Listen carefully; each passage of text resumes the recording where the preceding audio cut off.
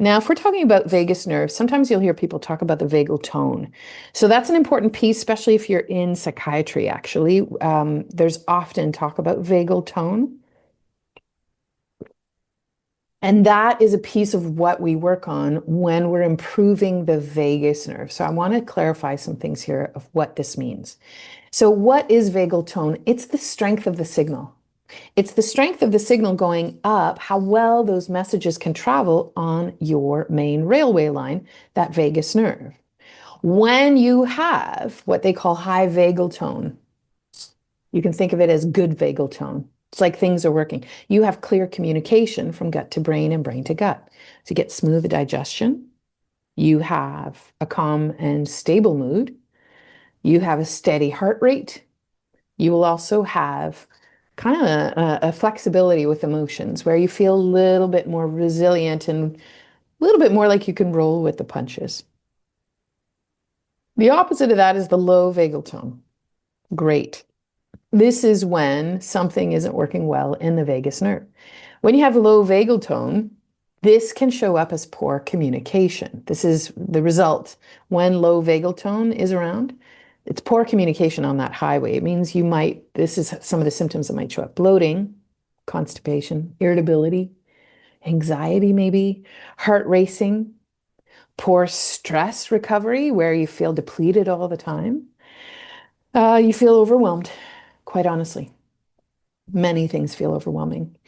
You can also have, I've seen this in clients where they sort of feel stuck in the stress mode. These can all be very clear indications that you may have low vagal tone. So if we're sticking to this analogy, when vagal tone is high or strong, that rail line is clear. And if the rail line is clear, it means the trains are running on time. It means the signals are clear. It means the neurotransmitters are getting things done. It means everything is working as it should. But if you have low vagal tone, or if your vagal tone is weak, it means that there's static on the line. It means some of those trains are going to be delayed. It means there could be confusion rippling through the whole network. Something to think about. So what does this look like? Well, one nerve, big impact. Vagus nerve, yeah? Uh, Activating this single nerve and doing the work of supporting your vagus nerve can actually change your entire state. If we work at improving vagal tone so it can work a lot better, this is one of the other ways into supporting gut health. And part two of the gut as ground zero, if you will. Through the vagus nerve, we're going to do some practices today to try to work on some of this. Will help shift your body from fight or flight into rest and digest.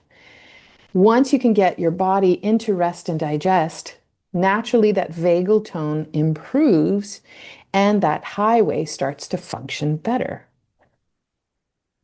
So what does this look like? Your heart rate will slow when we can do this work. Your digestion will work much better and resume as it should.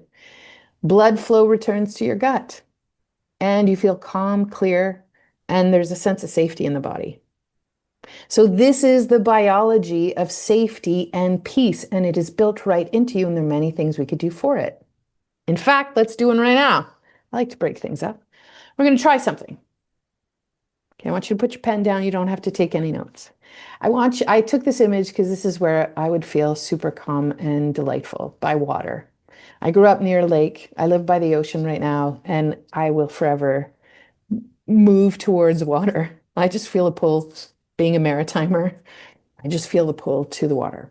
So I want you to imagine you're sitting in a really lovely spot where you love, where it feels calm and easy and good. And I invite you to take one slow inhale through your nose and an exhale through your mouth. Before you do this, your inhale, I want you to count how many counts it is. And I want your exhale to be longer than your inhale. You could do it with me.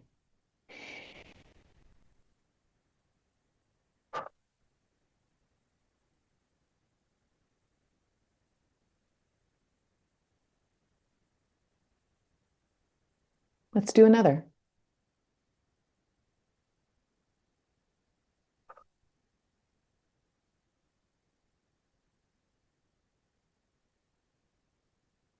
It's important to breathe through your nose and breathe out through your mouth. Ready? One more.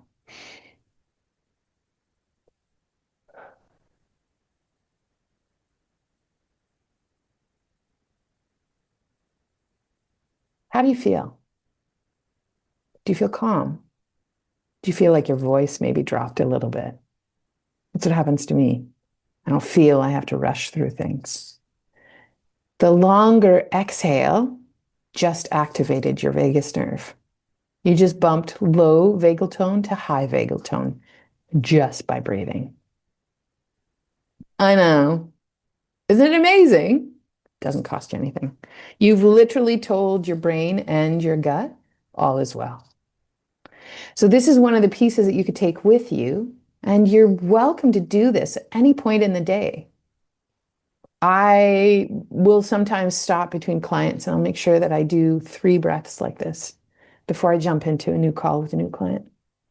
It's amazing how much, even the act of breathing through our nose versus our mouth. When we breathe through our mouth, we are activating the stress response. When we breathe through our nose, we are activating the rest and digest response.